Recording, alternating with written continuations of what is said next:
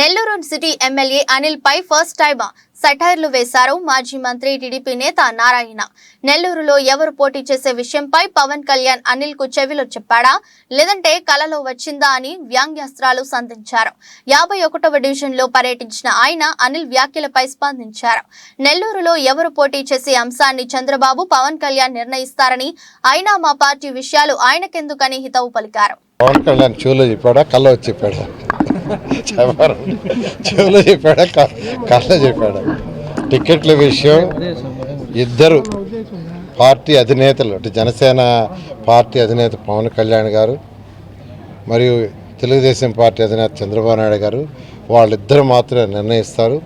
ఏది నిర్ణయించినా బహిరంగంగా వాళ్ళు ఇన్ఫార్మ్ చేస్తారు. అందువల్ల దాంట్లో ఎటువంటి కాంట్రవర్సీ లేదు.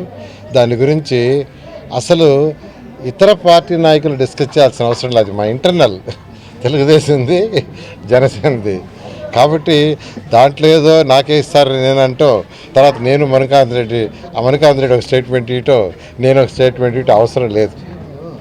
ఎవరికి పార్టీ తెలుగుదేశం పార్టీ జనసేన అధినాయకులు వాళ్ళిద్దరూ కలిసి డిసైడ్ చేస్తారు. దాని ప్రకారం ముందుకు పోవడం జరుగుతుంది. Thank you. నేను చెప్పింది అదే, ఆయన కళ్ళు ఏమన్నా వచ్చిందా ఇలా అంటే పవన్ కళ్యాణ్ గారు చెవులు ఏమన్నా చెప్పారా, ఇలాంటి చంద్రబాబు నాయుడు గారు చెవులు చెప్పారు చెప్పానండి.